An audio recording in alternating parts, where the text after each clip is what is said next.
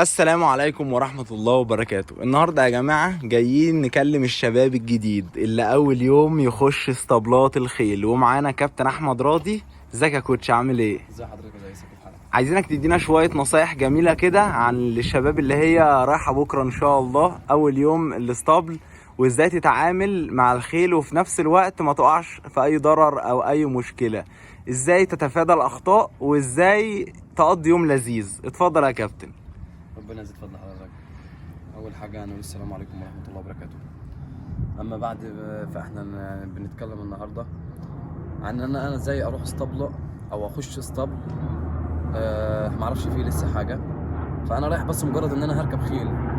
بس انا عايز اخش على الخيل، الف باخد فرصتي ان انا ابص على الخيل، احط ايدي عليها، اعرف الحصان ده طبعه ايه والحصان ده طبعه ايه.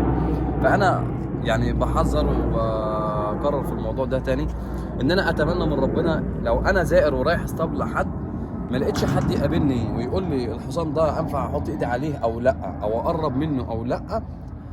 خلاص يبقى انا ممكن اعمل حاجه واحده. لو ما لقيتش حد ان انا اساله من السياس، ما لقيتش حد من صحبات المكان ده طبعا مفروغ منه الكلام ده طبعا. فانا اتمنى من ربنا يعني كمطرح اي حد يعني اخش اول حاجه اروح عند البوكس بتاع الحصان. لو لقيت الحصان واقف بنفس الطريقه دي او بنفس الموقع اللي هو واقف فيه حاليا دلوقتي ده، بقرب على الحصان، بقرب له ايدي من بعيد، بحاول احط ايدي على دماغه. لقيت الحصان قابل حاجه زي كده، اعرف ان الحصان ده شخصيه كويسه جدا وهاديه جدا وطيبه. مطمن يعني الحصان كده الحصان اصلا هو لو حاسس بضرر من ناحيتك او متوتر من ناحيتك هيسيبك وهيمشي وهيخش جوه البوكس. ولذلك انا بحذر عن الحته دي بنتكلم فيها النهارده. الهدف ان انا في اسطبلات خيل او في خيل، مش هقول لك اسطبلات لان في خيل بيبقى مولف على صاحبها بس، في خيل مش واخده اللي على صاحبها بس. ولذلك النهارده انا جايب لكم عينه من نفس الموضوع ده. يعني انا جنبي فرس دلوقتي حاليا عادي خالص، ريلاكس، مع اي حد هتكون كويسه. في فرصه ثانيه ممكن تغير شويه بنفس المبدا اللي احنا داخلين عليه ده. اتفضل يا زياد تعالى معايا.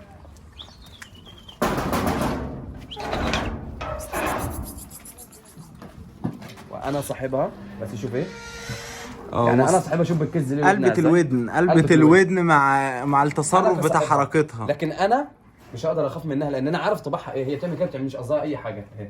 بس شمت ايديا اول ما دخلت، لان الفرسه اصلا لازم ما تحسش بتوتر من ناحيتك. لو انها خايفه منك ما تقربش ناحيتك اهي، بدات تجين هي لوحديها اهي. طب انا لو رحت عليها دلوقتي هتكز لي ودنها تاني اهو. هي مش مبسوطة، هي مش عايزة تتعامل، هي متوترة، هي ما بتحبش الا صاحبها وبس. هي مش عاوزة أي حد غير صاحبها. أنا مش عايزة أي حد غريب، أنا ماليش أنا دعوة بالغريب خالص. أنا نفس الوضع، تيجي لي تاني هتشم تاني في إيديا. يعني مش كل الخيل ودودة، مش كل الخيل ينفع الأطفال أو الناس المستجدة تخش تتعامل معاها. هي الخيل ما هتهجمش ولا هتاكل لحمة ولا الكلام ده كله. ده الخيل أصلا من طبيعته نباتي أصلا، لكن هي الخيل بتبقى مولفة على صاحبها بس. يعني الفرسة زي دي مولفة عليا هتقف معايا عادي بتكزي ودني، يعني قلقانة فاكرة أنا ولا مش أنا؟ طب أنا صاحبها ولا لأ؟ فهي دلوقتي اطمنت ليا، وقفت معايا عادي ريلاكس خالص، مفيش أي مشكلة. لكن انا كغريب عن اسطبل لازم اسال الناس الموجوده فيه واقول لهم يا جماعه الحصان ده ايه انطباعه؟ الفرس دي هاديه او لا؟ طب الحصان ده ينفع اعمل بيه الحركه دي او لا؟ ينفع امشي بيه او لا؟ ينفع اقرب ناحيته او لا؟ ينفع اتصور معاه او لا؟ ما ينفعش اخش عند حصان فحل كبير ذكر مطلوق قبل كده والاقي نفس الحصان بيعضني. هو مش قصده انه يعضك، هو قصده بيلعب معاك، بس هو لعبه تقيل، لعبه تقيل قوي، لعبه غشيم. هو لعب قوته كده، هو حصان قوي. انت بتتكلم عن حصان، مش بتتكلم عن كلب بلدي ولا كلب ولف عندي عليه جيني. مستحيل طبعا. الخيل ليها انطباع وليها وقفه كده، لازم اعرف ايه الحصان اللي قدامي، مش اي حصان اخش عليه وخلاص. اوكي، فاللي انا بتكلم فيه النهارده ده يا جماعه والله لازم نخلي بالنا منه، ولازم نحفظه كويس، ولازم نعرف احنا نعمل ايه. ولو الفرسه داخل عليها بوكسها وعطتني ظهرها بنفس الطريقه دي، لو دي لفت وشها كده كمان شويه وعطتني ظهرها، احاول ما اخشش عليها. تمام، خش بس عندي جوه ايه، عطتني ظهرها بنفس المستوى ده، ما ينفعش اخش عليها. انا كغريب ما اخشش عليها، لكن انا كصاحبها اعرف اتعامل معاها ازاي. وممكن برضه نتعامل على الموضوع ده. واتمنى كأنا كزائر لمكان او رايح مكان ما اجيش ورا حصان ابدا. حلو، دي نقطه ثانيه، دي حلو كمان جدا، نتكلم فيها. انا ما ينفعش اروح اخش ورا حصان وانا ما اعرفش انطباعه ايه. طيب انا ما اعرفش ايه اللي هيوصلني ليه، لان خبطته بموته، ضربته رجله بموته. كلامك يا كوتش مظبوط ومية مية. احنا دلوقتي هنطلع للناس حصان وهنعرفهم بقى بعد ما الحصان بيطلع من البوكس. احنا كده جبنا لكم اول مرحلة البوكس بتاع الحصان اللي هو المكان اللي الحصان بيبات فيه. هنخش لتاني مرحلة بقى، ازاي لما الحصان يطلع بره ايه الاماكن الخطر اللي انا ما احطش نفسي فيها، وايه الاماكن اللي انا ببقى فيها في وضع امن. فهنطلع دلوقتي حصان ونبدأ نشرح واحدة واحدة مع كابتن احمد. يا جماعه حاليا ده بنتعامل مع حصان زي كده، عتاني ظهره زي كده، ما ينفعش اخش عليه، بس انا كصاحبه انا عارف طباعه ايه او تصرفه ايه معايا، لكن اخش عليه بطريقه ريلاكس. هو برضو حاسس بالامان تجاهك، انت بتحط له الاكل وما شافش منك ضرر، فده بتبقى فكره صاحبه يعني. الحصان مش هيخضع لفارسه الا لما فعلا يكون حابه فعلا ويكون واخد عليه ويكون متعود عليه. غير كده كمان يكون انا حتى لو مش متعود عليا اتعامل معاه صح، اتصرف معاه صح. الحصان خلي بالك اقول لك معلومه جديده، الحصان طول الوقت شايف وراه وقدامه طول الوقت، ما عدا حته واحده بس اللي مش شايفها، اللي هي الحته اللي ما بين عينيه، الحته الوحيده. الفرس هو راكب عليه، بمجرد ان ايدك وانت راكب في حصان على حصانك، ايدك لو عملت سنه كده بسيطه الحصان شايفها، شايف اللي وراك، لدرجه انه لو شاف حاجه هتاذيه او هتاذي الفارس بتاعه، اول حاجه بيفكر فيها الحصان هي الهروب بالفارس اللي عليه. مستحيل تيجي لي في مره وتقول لي ان الحصان مش شايف وراه، مستحيل واحد يجي يقول الحصان مش شايف اللي قدامه بس، لا كله ده كذب. الحصان طول الوقت شايف وراه وقدامه وشايف الفرس اللي على ظهره. دي ازاي؟ دي سبحان الخالق المبدع له في ذلك حكم. ودلوقتي حاليا هنتكلم ده في الموضوع ده بعدين، لكن هنتكلم دلوقتي بس ايه ازاي هقف مع الحصان واتعامل معه واتجنب اي حته فيها خطوره. احنا بنتكلم يعني على معايير الامان، ازاي اخش مع الخيل لاول يوم ليا في الاسطبل وفي نفس الوقت يبقى وضعي امن، بحيث ان انا اخش واخرج يعني ايه احسن ما دخلت، ما اخرجش متعور او مأذي او اذي خيل او الكلام ده كله. طيب تقدر تبدأ يا كوتش تكلمنا بداية كده عن وضعي الامن وطريقة مشي مع الحصان؟ حلو جدا. انا ممكن الحصان بتاعنا ماسكه زي كده، لو انا ماشي معاه دي اول حاجه بطلعه من البوكس بتاعي بيبقى دراعي تملي مفرود زي المسطره كده. ليه انا بعمل حته زي دي، او اللي ليه بقول ان المنطقه دي ما تكونش عامله كده، لا عامله كده وماسكه بالايد اليمين، لان الايد اليمين اقوى حاجه فيا بالنسبه لاي شخص. غير كده كمان لما بفرد دراعي زي كده بتفادى خطوات رجل الحصان. لو حصان معايا فحل قوي، معايا حصان حتى لو ضعيف بالنسبه لي انا شايفه بعينيا ان هو ضعيف، لا هو مش ضعيف. الحصان عمره في حياته ما كان ضعيف. وريهانا فعليا يا كوتش، ورينا وانت ماسك صح ازاي مأمن نفسك، ولو ماسك غلط ازاي ممكن تتخبط. ده المفروض عدو طبيعي جدا ان الفرس تمشي كده اهي. شايفين كده في فرق واضح ما بين الكابتن وما بين رجل الحصان، فصعب ان الحصان يخبط رجل الكابتن غصب عنه. تعالى كده يا كابتن اتفضل. طيب لو هنتكلم، انت دلوقتي ايديك ايه بتتفرد ساعات وساعات ما بتتفردش، عشان بس نوصل للناس المعلومه صح بعد اذنك. فايه الايد بتبقى مفروده بحيث ان انا ابعد اطول مسافه بيني وبين الحصان، لان الحصان غصب عنه ساعات ايه بيمرجح رجله يمين وشمال، فغصب عنه هيخبطك في العصعوصه ورا في رجلك. الحته دي بتوجع جدا، الحته دي بتوجع جدا، اصل انا مجربها قبل كده الصراحه. يا جماعه مجربها عشان هو ما كانش انا بالظبط كده. المهم طيب لو بقى انا مش عامل كده وماسك مثلا الحصان من اخر الحبل او لازقه فيا بالظبط. بص وانا لازقه فيا وضع الخطوه، تلاقي الخط بتاع رجلي جايه جنب رجلي، لا اهو لو انا عملت كده اهو ادي الحصان بتاعي. بصوا الفرق بين الصح والغلط. طيب ممتاز جدا. ده انا عايز بقى اعرف حصاني ده ينفع اخش وراه او لا. ما ينفعش اخش وراه على طول مباشره، لازم انا اعترف مع الحصان زي كده. طول ما الحصان مطمن ليا انا لو عملت فيه كل حاجه اهو بنفس الطريقه دي اهو اهو اهو. المهم ان هو الفكره في الموضوع ان الحصان يكون مطمن ليا، لان دي قوه. انت بتتكلم عن قوه، مش بتتكلم عن معزه انا ساحبها ورايا ولا اي شيء. مع العلم معنى كده مش بقلل من قدر المعزه، لكن كل حاجه ولها شانها.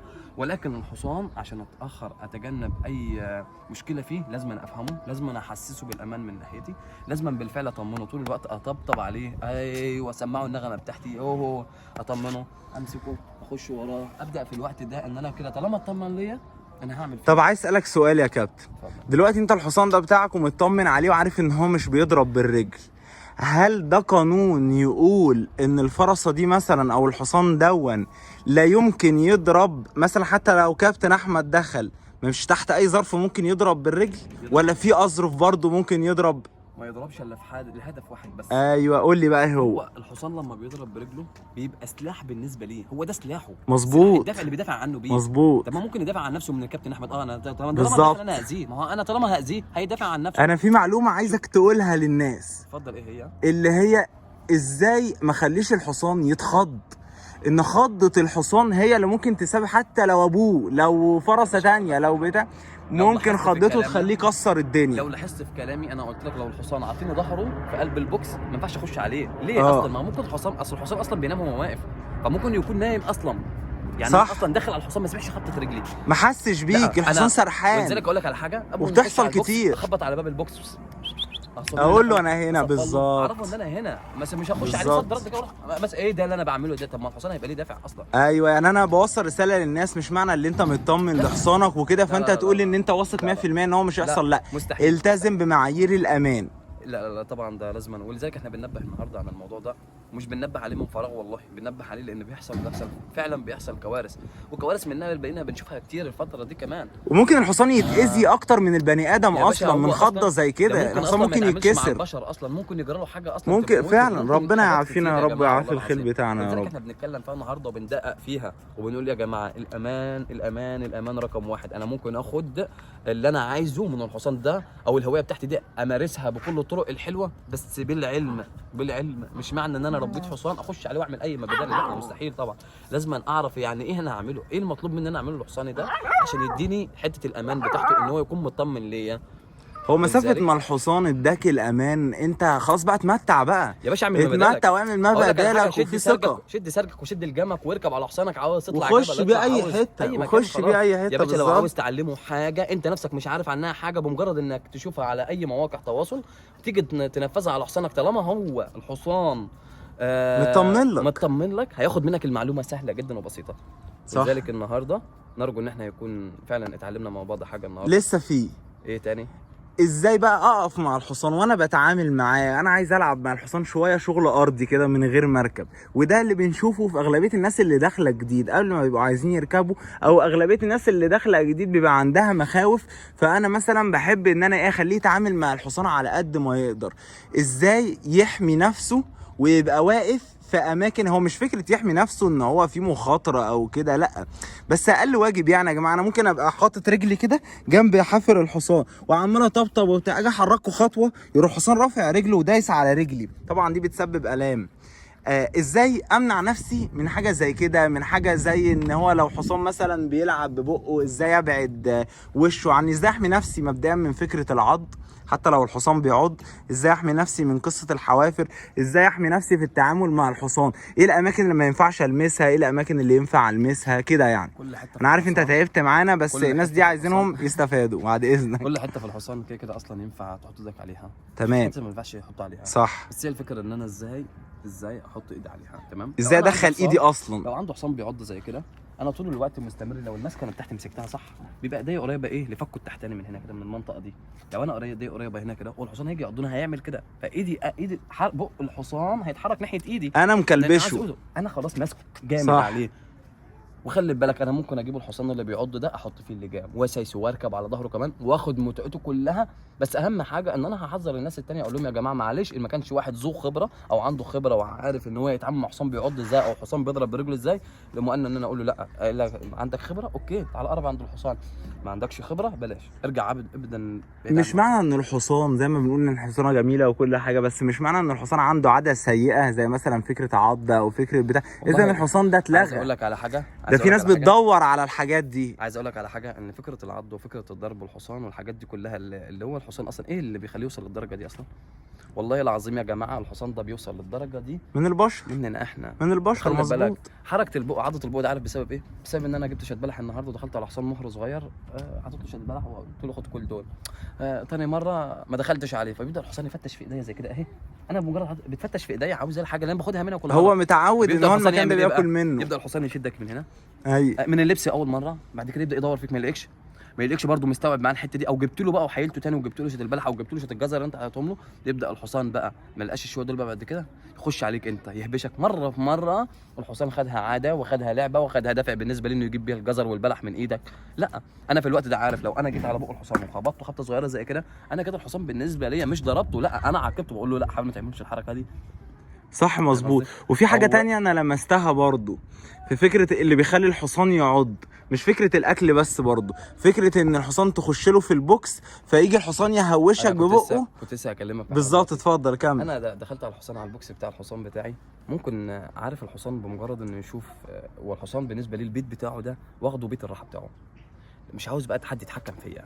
بمعنى الاصح انت ما تجيش في بيتي وتمسك كرباج او تمسك اي اداه ان انت عاوز تعذبني بيها او عاوز تعلمني عليها بيها حاجه، تعلمني جوه البوكس بتاعي. لا انا ده بيتي ودي بقى راحتي. اوعى في يوم من الايام تخش على حصان وتعاقبه جوه بيته، لا انت خد حصانك بره البيت بتاعه وخده في التراك، خده في مكان كويس ينفع تعلمه فيه حاجه، ومش تعاقبه ان انت تنزل فيه ضرب، لا مش تعذيب، العقاب هي اشارات بس عامل زي عيل صغير زي كده بقول له ايه اوعى تاخد الحاجه دي تاني مره تانيه. بالظبط هي دي الفكره. بس هل الاب ده اللي ضرب ابنه ده ضربه عشان خاطر ان هو بيعذبه؟ لا ده هو ضربه عشان يفهمه. ايوه الناس صح. ما تاخدش الموضوع غلط، اصل انا مش عشان افهم حصان امسك الكرباج ودي دب انزل في الحصان، مستحيل. بالعكس ده هتزيد مع العادات السيئه مش هتقل. الحصان هياخدها عنده وهياخدها فكره وهياخدها دافع بالنسبه ليه، يا بقه يا رجله. صح. اول حاجه هيفكر فيها ان هو هيهجم عليك، اول حاجه ما هو دافع. ما هو خلاص بقى انت بالنسبه لي عدو، انت مش صديق بتعلمني حاجه احسن. انت مش بتعلمني او انت مش بتحسن من موقفي. اصل انا لازم اكون الحصان ده عامل زي العيال الصغير، على قد ما هو قوي كده لازم اعينه على الحاجه اللي بعلمها. احنا لذلك النهارده لما بقى عنده حصان عاوز اعلمه حاجز او عاوز اعلمه حاجه معينه، ان ما جاتش بالطبطبه ما جاتش بالحب والله العظيم ما بتيجي. احنا مش عايزين نتطرق برضو لمستويات عاليه، احنا النهارده بنكلم الشباب اللي اول يوم يخشوا الاسطبل. طيب اتكلمنا عن فكره ايه ان الرجل ما تلزقش في الحافر سواء واحنا ماشيين او واحنا واقفين. اتكلمنا ان انا وانا واقف مع الخيل، بالذات الخيل العربي الشديده، احاول ان انا ما اقفش قدامها، لان ساعات برضو الحصان بيفرد رجله اللي قدام دي يا كوتش، صح؟ لذلك انا قلت لك المشي بيبقى دراعي مفرود. بالظبط. اطبقها على جميع الاتجاهات، خلاص على اي اتجاه، يمين شمال. صح. وايدي اليمين اللي ماسكه حصاني بحيث ان ايدي اليمين تكون قويه، مش ايدي الشمال. لو ماشي انا على شماله انا ايدي ضعيفه، وصار هو كده ممكن سهل جدا ان الايد المفروضه دي تطبق بسرعه جدا، لان ايدك الشمال طول الوقت مش قويه. انا بتكلم عن الايد اليمين، ويا رب الناس يكون فهمت حاجه زي كده، واتمنى من ربنا باتي يكون الامر توضح لنا كلنا جميعا.